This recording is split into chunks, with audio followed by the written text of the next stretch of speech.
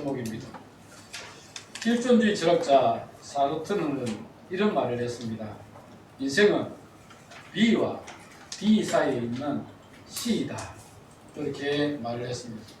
B는 뭐냐? B는 birth, 태어나는 것. 인생은 태어나서부터, D는 death, 죽는 것. 태어나서부터 죽을 때까지의 C이다. 그렇게 했습니다. C는 choice, 선택입니다. 인생은 태어나서부터 죽을 때까지 항상 선택하며 살아갑니다. 어떤 대학을 가서 어떤 직장에 취직할지, 어떤 배우자를 만나서 어떤 가정을 꾸려갈지, 또 어떤 신념을 가지고 어떻게 살아갈지 우리는 항상 살아가면서 선택하면서 살아갑니다. 물론 선택하는 가운데 갈등도 있고 충돌도 있을 수 있습니다. 그러나 우리는 그렇지만 선택을 해야 됩니다. 어떻게든 선택을 해야 됩니다. 아주 사소한 것에서부터는 시장에서 어떤 물건을 고를지를 선택해야 되고 오늘 저녁에 무엇을 먹어야 될지를 선택해야 합니다. 그 선택의 결과는 오로지 자기 자신의 몫입니다. 그 선택이 가져올 결과를 우리가 미리 알 수 있다면 언제나 옳은 선택을 할 것입니다. 그러나 우리는 미래의 결과를 볼 수 있는 눈이 없습니다. 미래에 펼쳐질 우리의 삶을 이해할 수 있는 지각이 없습니다. 그래서 우리는 갈등을 하기도 합니다. 그러나 우리가 선택하지 못하고 머뭇거리고 있다면 기회는 사라지고 말 것입니다. 우리가 하는 선택이 옳은 선택이 되기 위해서는 우리는 책을 통해서 많은 지식을 습득해야 되고 경험을 통해서 견문을 넓혀가야 합니다. 여기 앉아있는 우리 학생들이 열심히 공부해야 되는 이유가 여기 있습니다. 많은 지식과 폭넓은 경험들을 통해서 우리는 더 많은 선택지를 갖게 되며 우리가 올바른 선택을 하도록 도와주기 때문에 우리가 열심히 공부해야 됩니다. 학문을 넓혀가야 되는 것입니다. 우리가 올바른 선택을 하면 우리의 미래는 밝아지게 될 것입니다. 학생들 열심히 공부해야 됩니다. 오늘 본문에는 선택의 기로에서 올바른 선택을 했던 한 사람을 소개하고 있습니다. 그의 이름은 모세입니다. 모세는 히브리인들에게 있어서 아주 중요한 인물입니다. 거의 함께한 교회의 성도들 못 들었겠지만 이 히브리서는 히브리인들에게 보내는 편지입니다. 그렇기 때문에 히브리인들에게 있어서 굉장히 중요한 인물, 모세. 마치 아브라함만큼이나 소중한 인물이 모세입니다. 모세는 이스라엘 백성들을 애굽 땅 종살이하던 데서 이끌어내었던 그들의 지도자였습니다. 그가 태어날 때의 상황이 그리 좋지 못했습니다. 야곱의 가족 70명이 애굽으로 내려가지 않습니까? 그곳에서 약 430년 동안 지내는데 큰 민족을 이루었습니다. 그러는 가운데서 애굽 왕 바로가 이 히브리인들, 이스라엘 백성들을 두려워했습니다. 왜냐하면 그 번성하는 속도가, 늘어나는 속도가 엄청났기 때문에 두려워했습니다. 그래서 그들의 번성을 더 하지 못하도록 여러 가지 꾀를 냅니다. 그 중에 하나가 뭐냐면 국고성을 짓게 하는데 비돔과 람셋이라는 국고성을 짓게 했습니다. 벽돌을 굽고 또 쌓아올리고 하면서 굉장히 힘든 노동을 시켰습니다.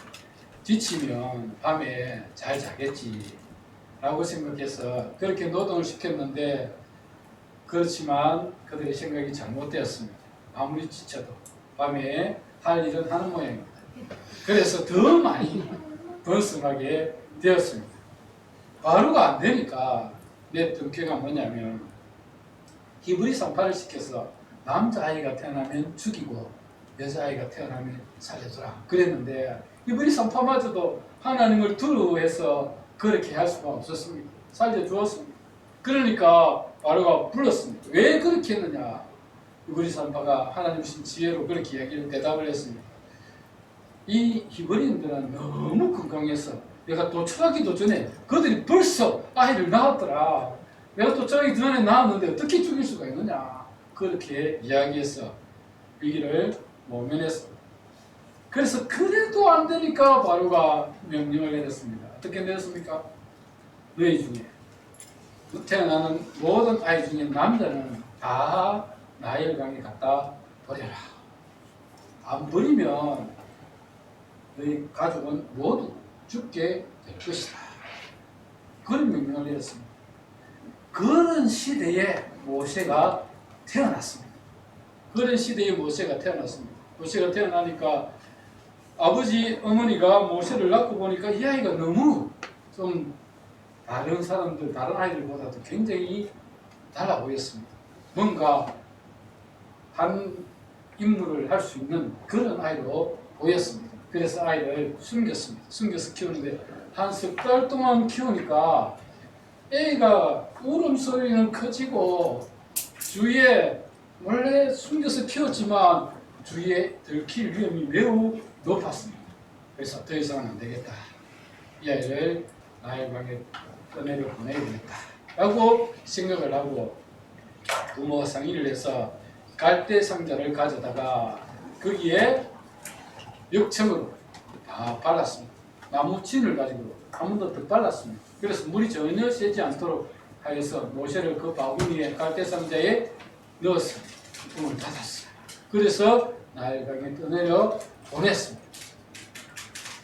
떠내려 가는 그 아이를 누이 미리암이 멀리서 지켜보고 있었습니다. 그때 마치 애국왕 바로의 공주가 그 나일강에서 목욕을 하고 있었는데 그 신하들과 신녀들과 함께 목욕을 하고 있었는데 갈대성자가 하나 또 내려오는데 그 갈대성자 안에서 아이의 울음소리 같은 게 들리는 겁니다. 그래서 그 공주가 갈대성자를 데려오라. 그래서 열어보니까 아이가 울고 있었어요. 아마 측은한 마음이 들었겠죠. 이 공주가 보기에는 분명히 히브리인의 아이였다. 이것을 알았습니다. 그러나 측은한 마음이 들어서 아이를 죽일 수가 없었습니다. 그때 마치 모세의 누인 미리암이 그 공주에게 찾아가서 그렇게 이야기를 합니다. 제가 히브리 유모를 데려다가 이 아이를 젖먹게 하도록 하면 어떨까요? 라고 그렇게 물었습니다. 그러니까 그 공주가 그 좋은 생각이다. 히브리 유모를 데려오라. 그래서 모세의 어머니를 데려왔습니다.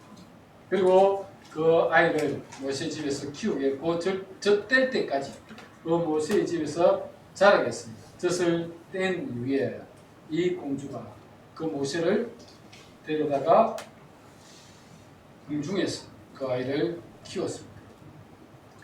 그 아이의 이름은 이 공주가 지어줬는데 모세라 지었습니다. 모세의 뜻이 뭐죠? 강에서 건졌다. 건져내렸다. 그런 뜻입니다. 그래서 이 아이를 강에서 건졌다. 그래서 그 이름을 모세라 그렇게 지었습니다.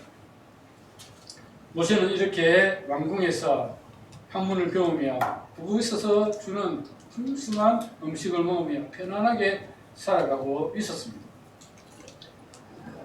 모세가 평생 그렇게 살 수 있었겠죠. 그러다가 어느 날 자기 동족이 일을 하고 있는 곳으로 방문을 했습니다. 방문을 했는데 그날 하필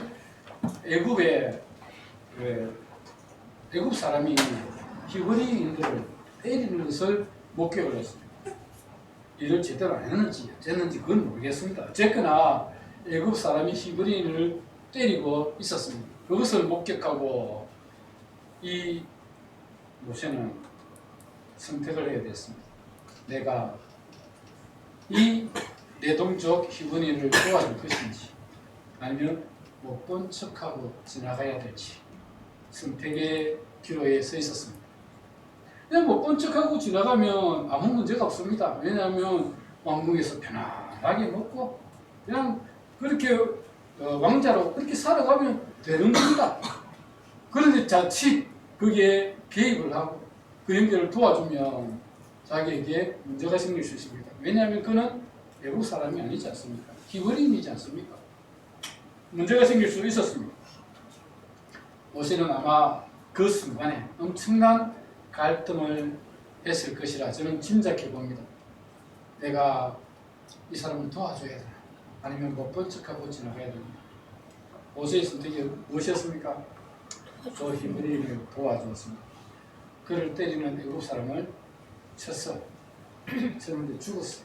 죽어서 모래에 묻어 두었다라고 성경이 기록하고 있습니다.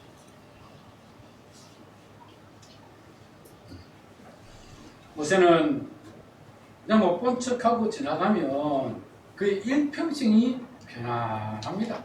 그냥 뭐 주는 거 먹고 살면 돼요. 아무 문제가 없습니다. 그런데 굳이 히브리인을 도와줬어. 그리고 다음날 또 그는 동족이 일을 하는 곳으로 갔습니다. 갔는데 이번에는 히브리인들끼리 싸우는 겁니다. 싸워서 그 잘못한 사람에게 이야기를 했습니다. 네가 어찌하여 너희 형제를 치느냐, 너희 동족을 치느냐 라고 그렇게 이야기했더니 그가 뭐라고 했느냐면 우리가 너를 재판관으로 세웠느냐? 어제는 네가 애굽인을 죽이더니 오늘은 나를 죽이려 하느냐? 라고 하면서 그에게 이야기했습니다. 그러니까 모세가 자기가 한 일이 들통난 줄 알고 광야로 도망을 칩니다. 아무도 모르게 한 줄 알았는데 다 알고 있는 겁니다. 세상에 비밀은 하나도 없습니다. 부부가 이야기해도 내일 지나면 주위에 많은 사람들이 알게 되어 있습니다. 비밀은 없는 법입니다. 그래서 모세는 자기가 행한 일이 들통나서 도망을 쳤습니다. 애굽 왕 바로는 모세를 죽이겠다고 찾아다녔습니다. 모세가 광야로 도망을 쳐서 거기서 미디안의 제사장의 딸과 결혼을 하고 거기서 자녀를 낳고 거기서 양을 치며 목자의 생활을 했습니다. 40년 동안 광야에서 지내며 거기서 살아갔습니다. 모세가 매를 맡고 있는 자기 동족 히브리인을 모른 채하고 그냥 지나쳤다면 애굽의 왕자로 편안하게 즐기며 살았을 텐데 모세는 다른 선택을 했던 겁니다. 자기 민족과 함께 아픔을 나누는 쪽을 선택을 했습니다. 그 결과 모세는 광야에서 40년을 양을 치며 지내는 목동의 삶을 사는 애굽에서 편안하게 살지 못하고 들로산으로 다니면서 그렇게 지내야 하는 결과를 가져왔습니다. 어떤 선택을 하느냐가 어떤 미래를 살 것인지를 결정합니다. 한순간 모세의 선택은 애굽에서의 궁정의 생활이 아닌 광야에서 목동의 생활로 변화되고 말았습니다. 그러나 그런 모든 상황들을 오늘 본문은 이렇게 표현하고 있습니다. 오늘 본문 24절에서 26절입니다. 제가 한번 읽어드리겠습니다. 믿음으로 모세는 장성하여 바로의 공주의 아들이라 칭함받기를 거절하고 도리어 하나님의 백성과 함께 고난받기를 잠시 죄악의 낙을 누리는 것보다 더 좋아하고 그리스도를 위하여 받는 수모를 애굽의 모든 보화보다 더 큰 재물로 여겼으니 이는 상 주심을 바라봄이라. 세상 사람들이 보기에는 모세가 어리석은 선택을 했습니다. 그냥 눈만 싹 감으면 한순간만 지나고 나면 애굽의 왕궁에서 그냥 편안하게 살 수 있습니다. 얼마나 좋습니까? 거기서 뭘 걱정을 하겠습니까? 뭐 걱정거리가 뭐가 있겠습니까? 주는 거 먹고 신하들 자기한테 옷 다 갖다 주고 잠 편안하게 자고 한순간만 눈 감으면 그렇게 될 수 있는데 모세는 그것을 선택한 것이 아니라 애굽의 모든 보화를 선택한 것이 아니라 자기 동족과 함께 고난받는 길을 선택했다라고 성경이 말씀을 하고 있습니다. 하나님은 그런 모세를 귀하게 여기셨습니다. 애굽에서 40년 동안 학문을 배우게 하시고 광야 40년 동안 그 광야 생활을 익히게 하셨습니다. 그 후에 그를 부르셨습니다. 모세가 광야에서 양을 치고 있을 때에 눈을 떠보니까 참 수환치에서 한 떨기나무가 있는데 거기서 불이 붙어 있는데 그 떨기나무에 불이 붙어 있는데 꺼질 줄 알았는데 불타고 없어질 줄 알았는데 계속 타고 있는 것입니다. 나무가 불타면 다 재가 되고 없어지지 않습니까? 그런데 계속 타고 있는 겁니다. 모세가 하도 신기해서 그곳으로 발걸음을 옮겼습니다. 가까이 가서 보니 떨기나무에 불이 붙어 있는데 꺼지지 않고 계속 타고 있는 겁니다. 그때 하늘에서 음성이 들렸습니다. 하나님의 음성이 들렸습니다. 모세야, 네가 선 땅은 거룩한 땅이다. 너의 발에서 신을 벗어라. 그렇게 말씀하셨습니다. 그리고 하나님께서 모세에게 그렇게 말씀하셨습니다. 나는 내 조상의 하나님이니 아브라함의 하나님, 이삭의 하나님, 야곱의 하나님이니라. 모세야, 내가 애굽에 있는 내 백성의 고통을 보았고 그들의 부르짖음을 들었다. 내가 너를 바로에게 보내어 너에게 내 백성 이스라엘 자손들을 애굽에서 인도하여 내도록 하겠다. 네가 애굽으로 내려가라. 그랬습니다. 모세가 예, 가겠습니다. 그렇게 하지 않았습니다. 안 됩니다, 하나님. 어떻게 저 같은 사람이 가서 그 이스라엘 백성을 건져낸단 말입니까? 저는 못합니다. 가라. 하나님, 저는 입이 둔하여서 말을 잘 못합니다. 말을 잘 못해서 애굽왕 바로에게 가서 이야기하면 바로가 내 말을 듣지 않을 것입니다. 네 형 아론은 있지 않느냐? 같이 가라. 하나님, 내 민족이 나를 믿지 못할 것입니다. 나를 어떻게 믿고 그들이 나를 따라오겠습니까? 나는 못 갑니다. 계속 버텼습니다. 하나님께서 그에게 이적을 보여주셨죠. 네 손을 품에 넣어봐라. 넣어보니까 문둥병이 나병이 생겼습니다. 그리고 다시 품에 넣어라. 깨끗해졌습니다. 이거 가지고 지팡이 던져봐라. 던지니까 뱀이 되었습니다. 다시 잡으라. 잡으니까 지팡이가 되었습니다. 내가 너와 함께 하겠다. 네가 가서 내 백성 이스라엘을 건져내라. 모세가 애굽으로 내려갔습니다. 내려가서 바로 앞에 섰습니다. 내 백성 이스라엘을 보내달라. 바로가 콧방귀도 안 꼈습니다. 그래서 하나님의 강한 손으로 그 이스라엘 전역에 10가지 재앙을 내렸습니다. 마지막 재앙이 장자의 죽음이죠. 장자의 죽음. 온 전역에 첫 태생, 사람뿐만 아니라 짐승까지도 첫 태생은 다 죽었습니다. 다만 이스라엘 백성들은 죽지 않았습니다. 왜 그렇죠? 하나님께서 그들에게 명령하셨습니다. 너희가 양을 잡았어. 그 피를 문술주에 발랐어. 죽음의 사자가 그 집을 치러올 때에 그 피를 보고 그 집을 넘어가도록 해라. 그래서 유월 저희가 그렇게 표현합니다. 유는 넘을 유, 월 넘을 월입니다. 넘어가는 절기, 영어로 패스 오버, 넘어가는 절기가 유월절. 죽음의 사자가 그 집을 넘어간다.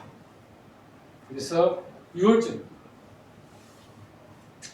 그 10번째 재앙을 맞이하고서야 바로가 항복하고는 이스라엘 백성들을 보냅니다. 모세는 이스라엘 백성들을 이끌고 광야길을 갑니다. 40년 동안 광야길을 가는 동안에 하나님께서 그 백성들에게 하나님이 지시한 땅, 가나안 땅, 그 땅에 들어가서 그 백성들이 살아야 할 규례들을, 법규들을 다 가르치셨습니다. 예배하는 법을 가르치셨습니다. 제사장들의 법도를 가르치셨습니다. 40년 광야 시간을 하는 동안에 하나님께서 그 백성들에게 가나안 땅에 들어가서 그 백성들이 어떻게 살아가야 될지를 모세를 통해서 가르치게 하셨고, 모세는 하나님의 말씀을 받고 그 백성들에게 그것을 가르치셨습니다.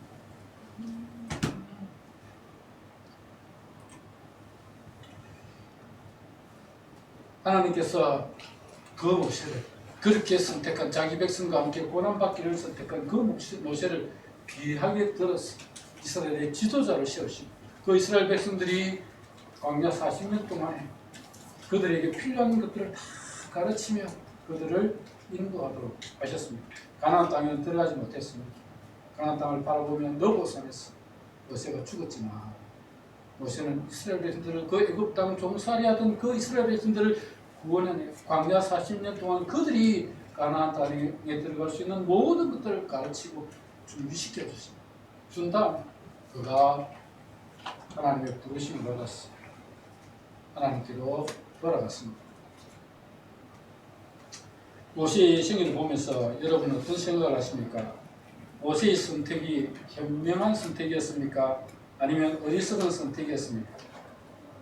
세상 사람들이 보기에는 분명히 어리석은 선택일 수 있습니다. 편안하게 살 수 있는 길을 놔두고 뭐하러 굳이 너무 한번 싹 감고 모른 채 하면 끝나는 일인데 뭐하러 그 어려운 길을 가겠다고 자기 동족과 함께 고난받겠다고 그 길을 선택해서 그 길을 가느냐. 그래서 보일 수 있습니다. 그러나 하나님은 그의 선택이 어리석지 않다고 말씀하고 있습니다. 긴박한 상황에서 갈등과 고민이 있었지만 그는 애굽의 모든 보화보다 자기 민족과 함께 고난받는 쪽을 선택했습니다. 오늘 본문에서 그 이유를 이렇게 설명합니다. 이는 상 주심을 바라보니라. 상 주시는 분이 하나님이심을 믿었기 때문에 애굽의 모든 보화보다 자기 민족과 함께 고난받는 쪽을 선택했습니다. 여러분은 어떤 쪽을 선택하고 계십니까? 여러분은 이 세상을 살아가면서 정말 하나님의 백성으로서 어떤 쪽을 선택하고 계시는지 여러분 자신을 한번 생각해 보시기 바랍니다.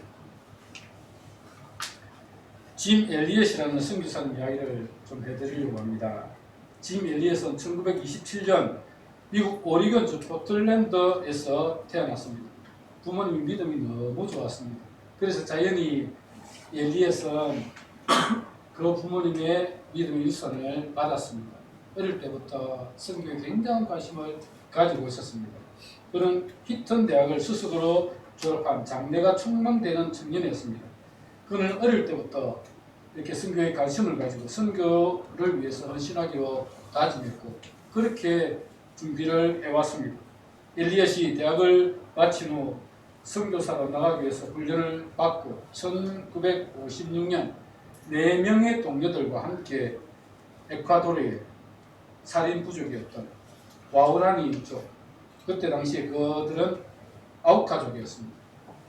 그 지역으로 이인디언들에게 복음을 전하기 위해서 자원하여 들어갑니다. 처음에는 바로 들어가지 않고 경비행기를 이용해서 그들이 필요한 물품들을 떨어뜨려 주었습니다.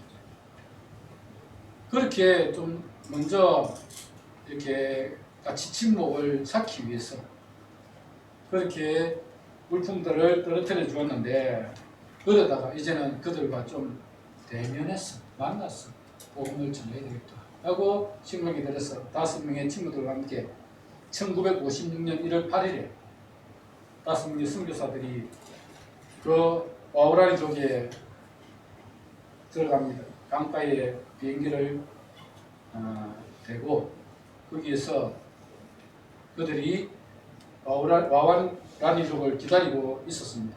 처음에는 분위기가 굉장히 좋았습니다. 그런데 곧 오해와 또 그때 당시에 그 족속들이 서로 전쟁이 계속되고 있는 때였기 때문에 외국인에 대한 굉장한 두려움이 있었습니다. 그래서 오해와 두려움으로 인해서 결국 그 와우라니 부족들이 이 5명의 선교사들을 창으로 찔러 죽입니다. 5명의 선교사는 그 강가에서 모두 순교를 당하고 맙니다. 나중에 시신을 수습하던 선교회 구조대에 의해서 발견된 그들의 시신에는 그들이 총을 차고 있었습니다. 실탕이 장전된 총을 차고 있었습니다. 왜 총을 들고 갔느냐? 그 주위에는 맹수들이 많았기 때문에 혹시라도 맹수를 만나면 자기를 보호해야 되기 때문에 총을 들고 갔었습니다. 그러나 그 차고 있던 총을 창에 찔리면서도 그들에게 총을 발사하지 않았습니다.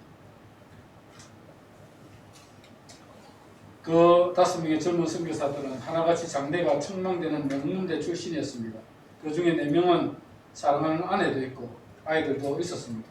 그 5명 에콰도르의 한 강가에서 무력하게 죽고 말았습니다. 세상 사람들이 보기에는 너무나 바보 같은 일이었습니다. 그러나 하나님이 보시기에는 바보 같은 선택이 아니었습니다. 엘리엇이 늘 평소에 하는 이야기가 있었습니다. 말이 있었습니다. 그 이야기는 뭐냐? 영원한 것을 얻기 위해 영원하지 않는 것을 버리는 자는 바보가 아니다. 영원한 것을 얻기 위해 영원하지 않는 것을 버리는 자는 바보가 아니다. 우리가 이 세상에서 누리는 것은 영원한 것이 아닙니다. 이 세상의 것은 우리가 영원히 가질 수 없는 것입니다. 그러나 영원한 하나님의 나라를 잃어버리는 것이야말로 정말 바보 같은 일일 것입니다. 그렇게 엘리엇은 영원한 것을 위해서 세상의 것을 내려놓았습니다. 그들의 죽음이 헛되어 보였지만 하나님은 그들의 순교의 피를 통해서 그 땅에 복음이 전파되게 하시고 그 땅을 변화시켰습니다. 그의 순교 이야기가 영화로 만들어졌는데 그 영화 제목이 End of the Spear, 창의 끝, 그 창에 찔려 죽은 선교사의 그 창의 끝이라는 그런 영화입니다. 잠시 그 영화의 일부분만 보도록 하겠습니다. 한번 들어주시기 바랍니다. 5분 정도 되는데 한번 보십시오.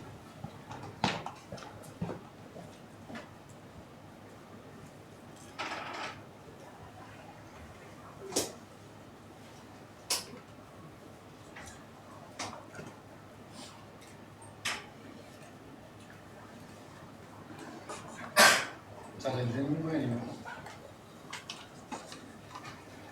자, 지금 엘리엇이 순교당하는 그 장면이 5분 정도 되는데 들으십니까? 보여주세요. 네, 보십시오.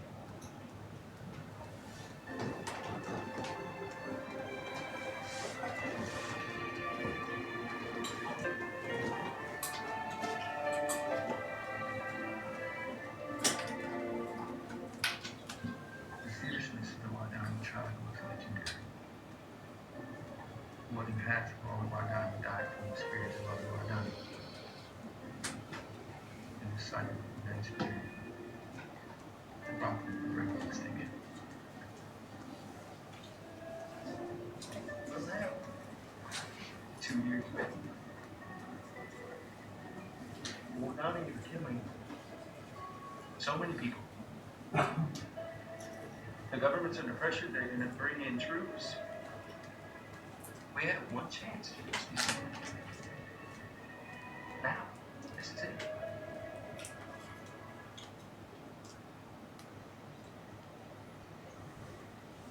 Well, Donnie and Chad, defend yourself. Will you use your guns?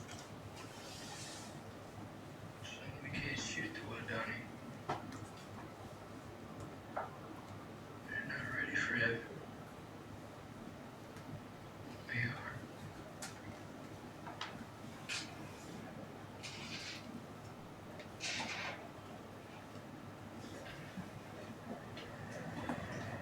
Get that!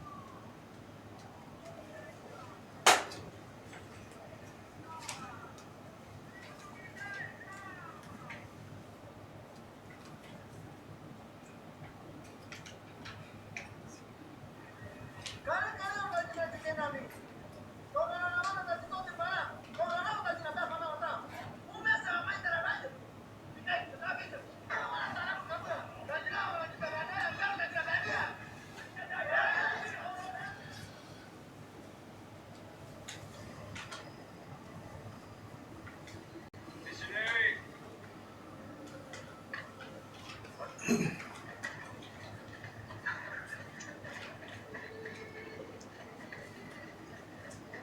Mira, chava.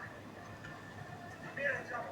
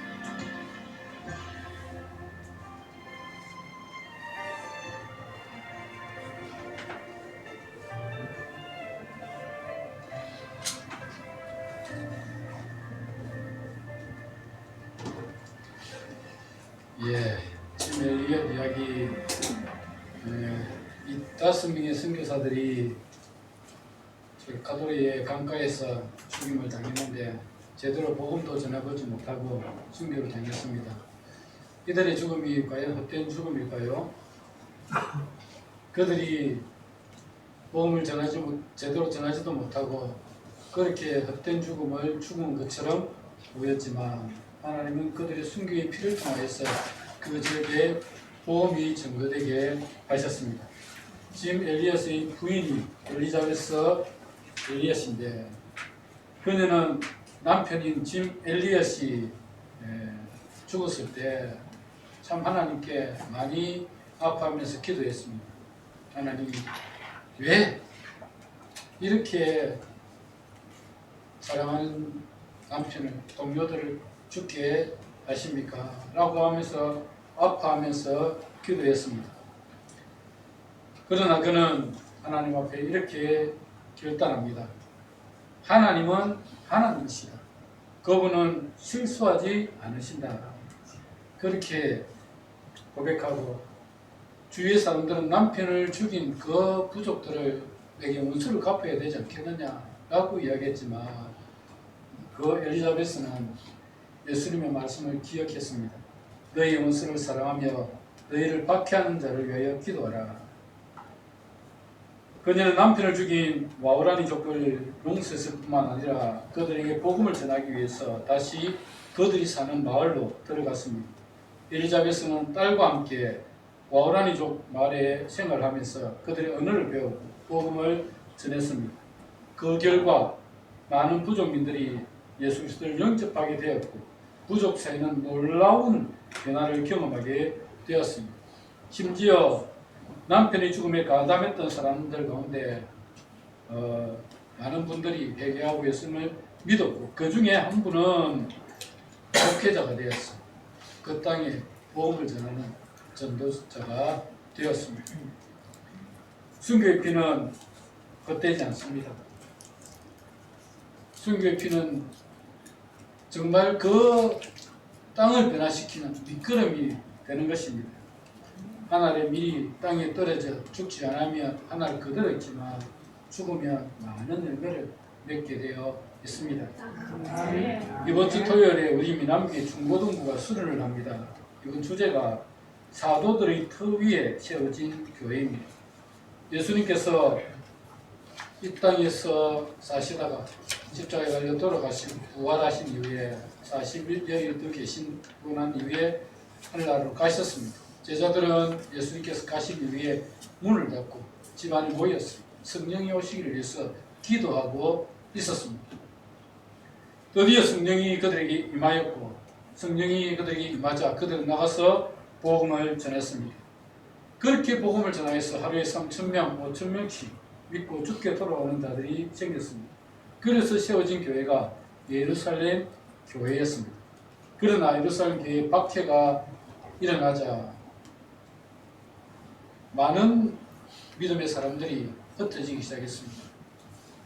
교회 지도자들도 이제는 예루살렘뿐만 아니라 우리가 흩어져서 각 지역으로 가서 복음을 전하자.